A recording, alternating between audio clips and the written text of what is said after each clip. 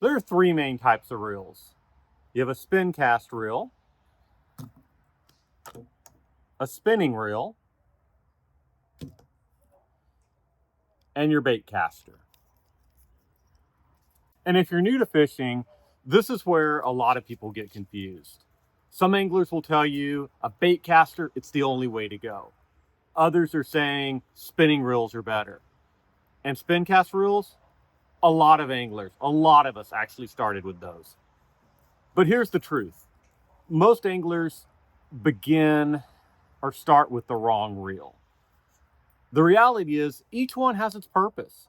And once you understand when to use each one, fishing gets a whole lot easier. So in this video, I'm going to break it down. The real differences, the pros and cons, and which one most anglers should actually start with. So let's start off with our spin cast reel here. This is a spin cast reel. You've probably seen these on kids' rods and reels, sometimes combos at the store. The line is enclosed inside this casing, and it comes through this eyelet on the nose. And there's a button on the back to release the line. Now, some of the pros about this guy. It's really the easiest reel to learn.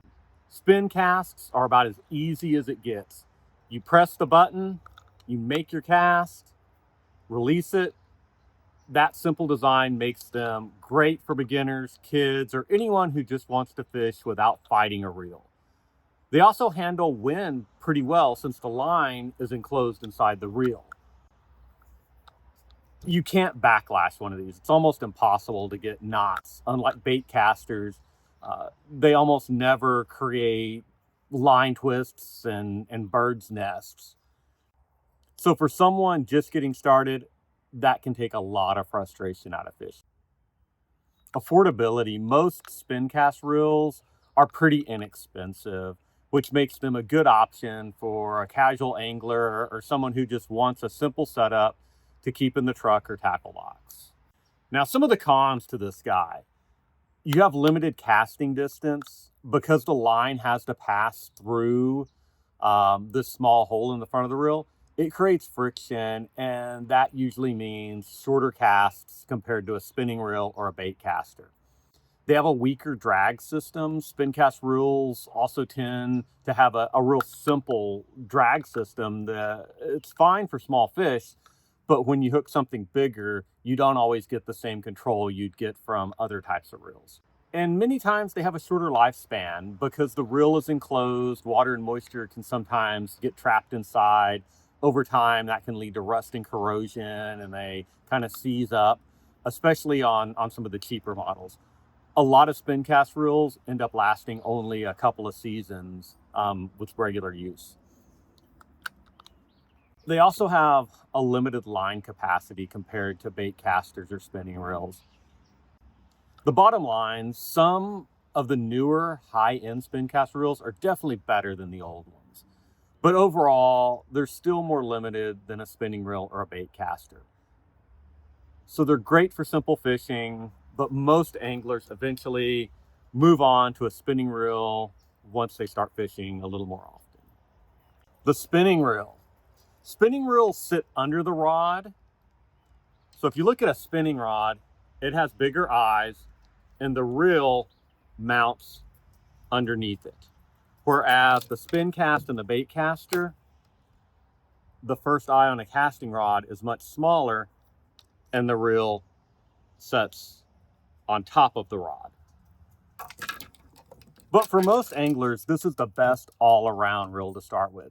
Instead of a push button like the spin cast, you have an open bell, which makes your casts and line come off the spool a little smoother. Spinning reels are popular because they're very versatile. They're a little more involved than a spin cast reel, but once you use one a few times, it becomes second nature. Some of the pros to the spinning reel, they're great for light lures. Spinning reels are excellent at lighter tackle. Small baits that are a 1/16 ounce, small worm, inline spinner, they cast much easier and further on a spinning reel than most other setups. One big advantage is the spool doesn't spin during the cast. That means you don't get the bird's nest that happen with bait casters. They're very versatile. They work great in fresh and inshore saltwater. A simple spinning setup covers a lot of situations. Most spinning reels let you switch the handle to either side, so you can crank with whichever hand feels natural. You just take off the screw on one side, pull off the handle, flip it to the other side, and screw it in. And now you've gone from right-handed to left-handed. They have easy drag adjustment. Most spinning reels have a drag adjustment right on the front. This knob on the front of the spool, it makes it really easy to adjust while fighting a fish. Now, there are some cons to this guy. Line twist is probably the biggest one. Spinning reels can develop what we call line twist, which then leads to wind knots, and you just kind of end up with this mess that causes these knots up in your line. But if you spool the line correctly and close the bell by hand after casting instead of closing it by using the handle, you're usually not going to develop that line twist and wind knots. One other thing that can cause that is if a fish is pulling drag and you reel, that will cause line twist as well. So you shouldn't reel when the drag is being pulled out. They do cast a pretty good distance, but the casting is less precise. You have less precision compared to a bait caster.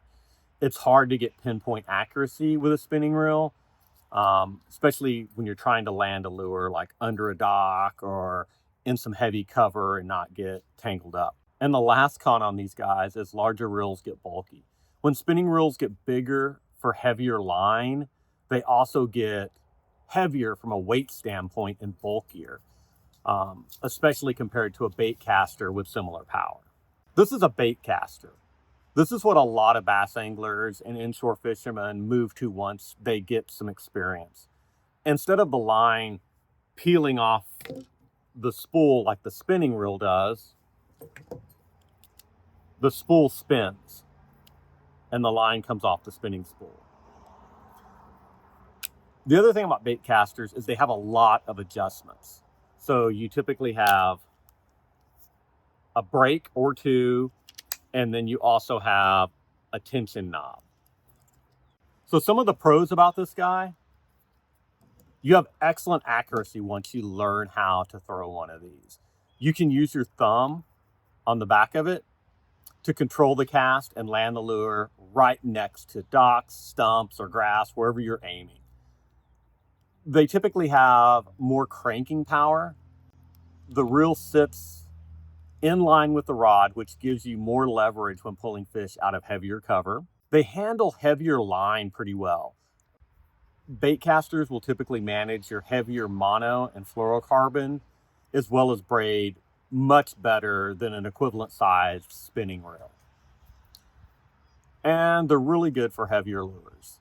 With medium to heavier baits, bait casters really shine. They usually cast further because the spool spins freely during that cast, and you can really get a lot of distance out of, a half ounce, 3/4 ounce lure. And they're efficient to fish with. The thumb bar on the back here, that thumb bar lets you cast one-handed, which makes techniques like flipping and pitching or casting all day easier and less tiring on the body. Now, there are some cons to this guy. Backlashes happen. Everybody gets backlashes, even the most experienced angler, just not as often. If the spool spins faster than the lure is traveling and your thumb timing's not good, the line overruns and you get the classic bird's nest. The learning curve on these guys. Bait casters take some practice. You have to learn how to control the spool with your thumb during the cast. And that just takes practice, and it can be real frustrating for a period of time until you get better at it. And they're not good for light lures unless you get a specialized BFS reel. Most standard bait casters struggle with lures and baits under 1/4 ounce. And wind can really cause problems with these guys. Casting straight into the wind slows the lure while the spool keeps spinning, which leads to backlashes. So it can be real frustrating trying to cast into the wind with a bait caster. And the final con to these guys is they're typically more pricey. Quality bait casters with a solid braking system usually cost more than a comparable spinning reel. And cheaper ones, although there are some good ones out there, a lot of cheaper ones can be really frustrating to use. So which one should you start with? Here's the honest answer. From my standpoint, if you're brand new to fishing, I say start with a spinning reel and skip the Spincast. It gives you versatility, good casting distance. It's easy to learn. It's not quite as easy as a Spincast, but you're not going to outgrow it like you do with a Spincast typically. Spincast reels, they're great for young kids and simple setups. And if you're not going to fish very much, then a Spincast is fine. But if you plan on fishing a little bit more, once again, I say go with the spinning reel. Why not a baitcaster? Baitcasters are great, but just learning out, they can be really frustrating. So I say start with a spinning reel, have fun, has a little bit of a learning curve, but it's not bad, and you won't outgrow it. And the real truth behind all of this, a lot of anglers, like myself, use both a spinning reel and a baitcaster. After you start fishing quite a bit, they're two different tools. This one is great with light lures, great for finesse fishing. This one is great for heavier lures, power fishing, and accuracy. So different tools for different jobs. If you're just getting into fishing, don't overthink it. Simple spinning setup will catch a lot of fish and teach you the fundamentals. Once you're comfortable with that, then it might be time to learn a baitcaster, or you might be great with a spinning reel. I fish with a lot of guys that swear by spinning reels. If you want help choosing a good beginner setup, I've got a video that breaks that down step by step. It's right here.